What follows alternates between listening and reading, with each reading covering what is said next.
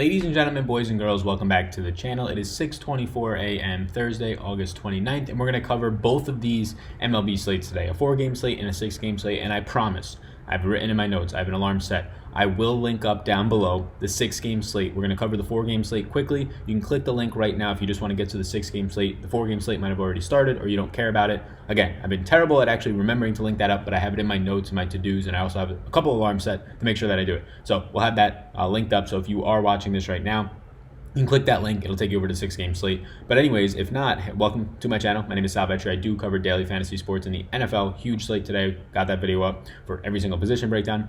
WNBA, NBA, and the MLB like you're seeing right here. I do have a Patreon where I do an exclusive podcast every weekday before lock. Around by 5 o'clock it comes out.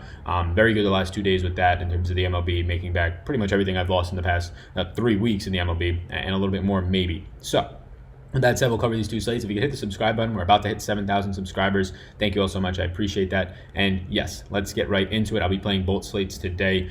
So on the early slate, it's a 3-pitcher interest, and that's about it. There's now a couple of pitcher openers, long relievers that while I pulled these stats at 4:30 this morning, and really right now I'm not seeing any difference. They're saying that Daniel Norris is actually an opener for Drew Verhagen, and then Andrew Kittredge is going to be the opener for Trevor Richards. I'm not positive if this is how it is right now, or if it's how by the time you're watching this, if this is what shakes out. Either way, I don't have interest.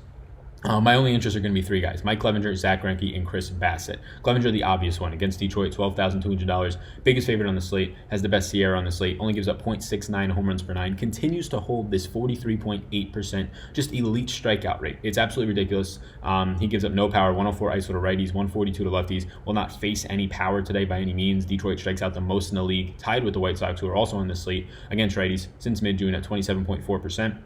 And they just have absolutely no power. 153 ISO for a guy in Clevinger who doesn't give up fly balls, 29.6%. The fact that he's striking out so many guys and not giving up damage is just absolutely insane. If this guy pitched all year long, he'd be right there with Garrett Cole in terms of Cy Young award winners for the AL. So I have a lot of interest in Mike Clevinger. The problem is the price point. If you're going to get to him at $12,200, you almost have to play one of these other bum pitchers. Like, you can't get to $10,000 or $9,900 Berrios. $9,300 Zach Greinke seems very steep to go $21,500 at pitching. And then Chris Bassitt at $8,500 seems a little bit more reasonable, but you're still spending $20,700. So I think Clevinger's a fantastic play. I think that the fact that his price is so high will limit his ownership. But again, it's a 4-game slate, so you're not going to get any small ownership on any of these guys.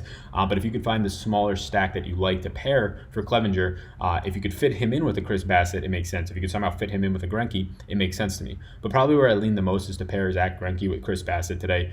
You will only spend up $17,800 on your pitching overall, which allows you to get to really any stack you want, a 4 or 5-man stack. On a 4-game slate, I still do recommend stacking.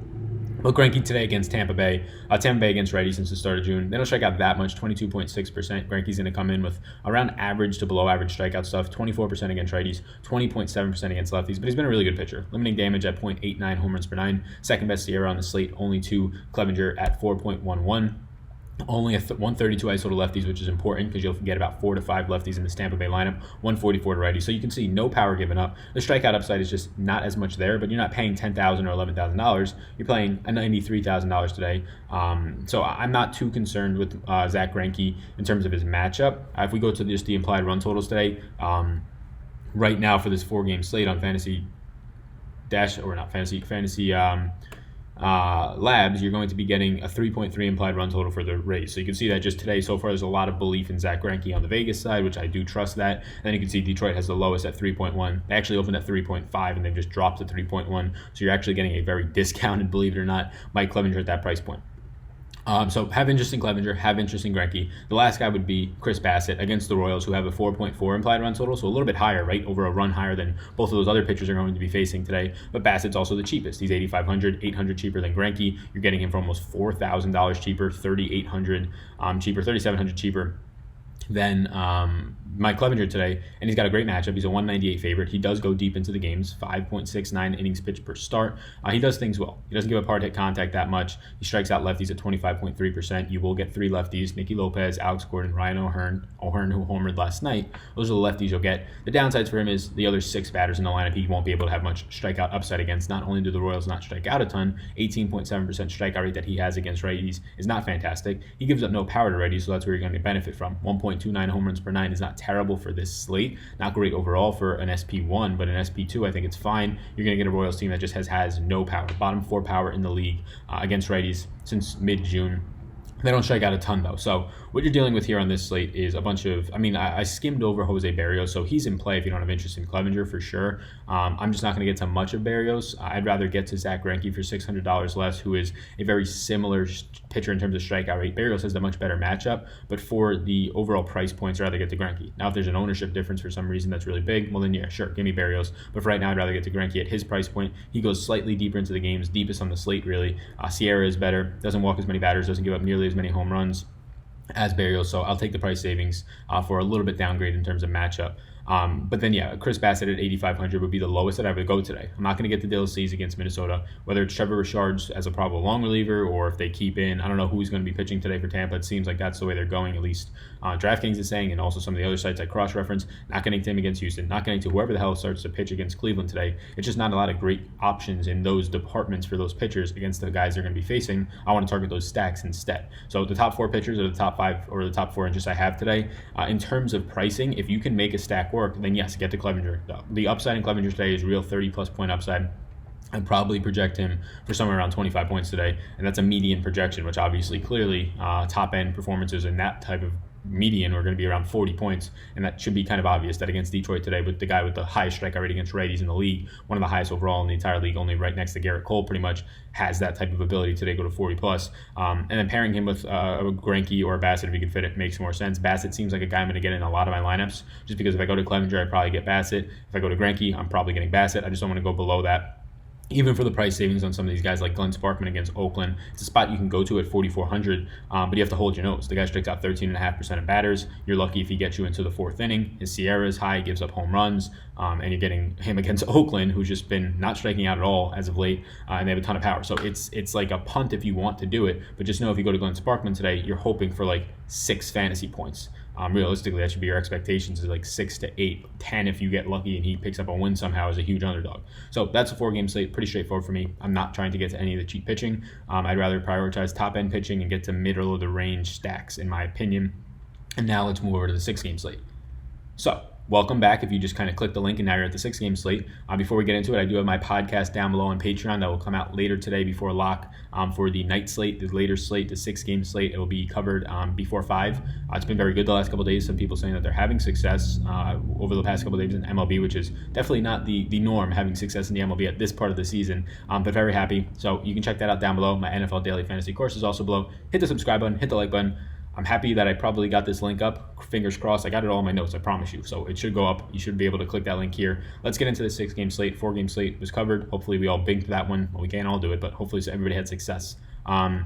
I'm going to go a different route, and probably I have to see what the ownership is, of course.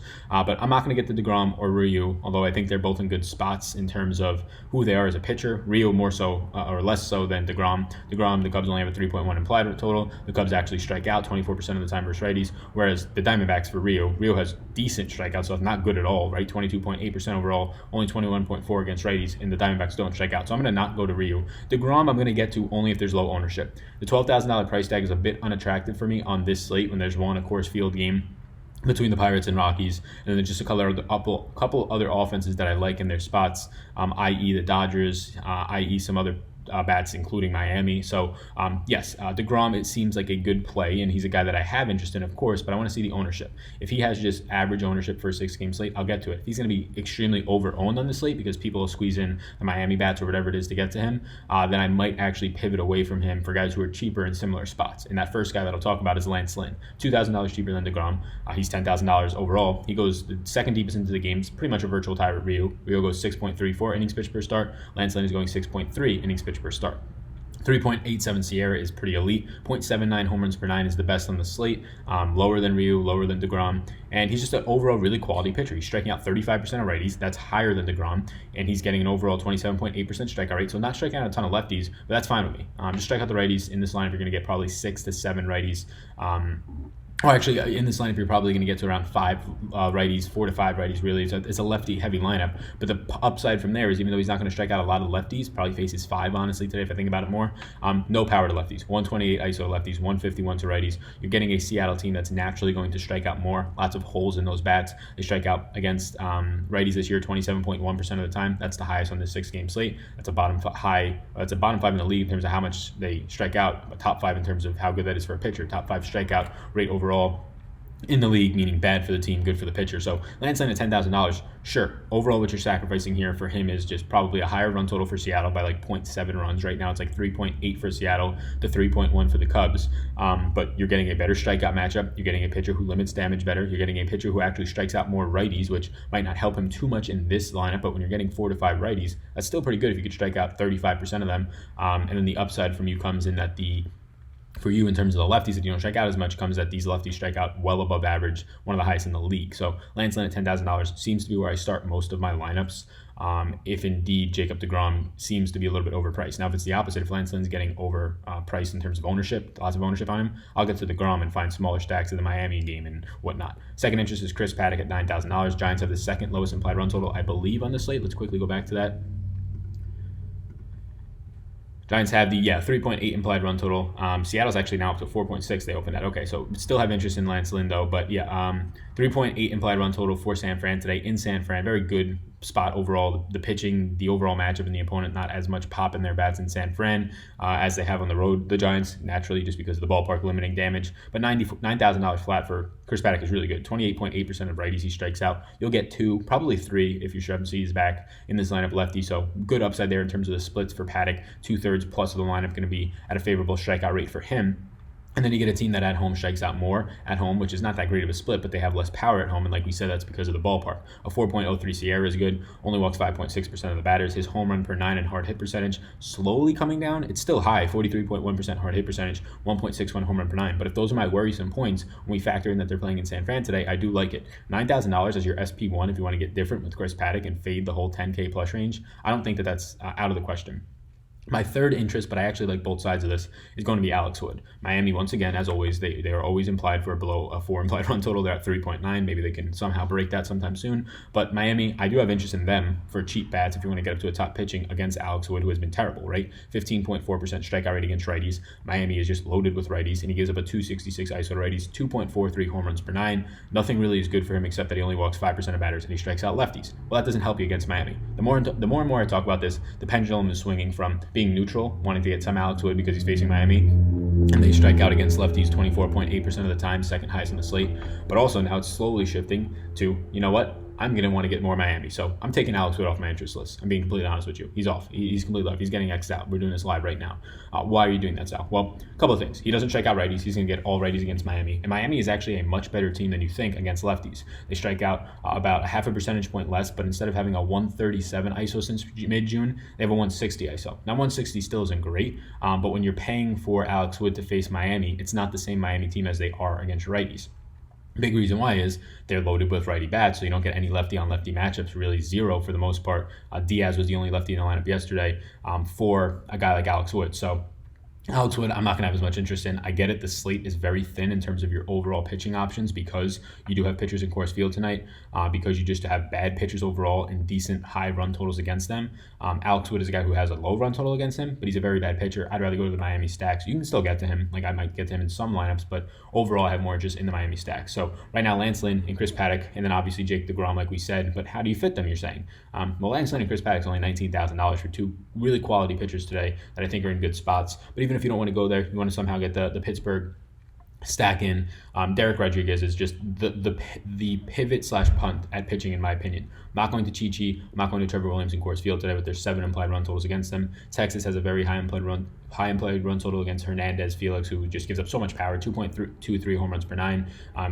He's coming back off this injury, and I don't think he looks any better. Like, he's looking worse. He's getting older. He's looking worse. So Derek Rodriguez, do I have any faith in Derek Rodriguez? No. He's 4,600. I don't think he even gets to the 5th inning here.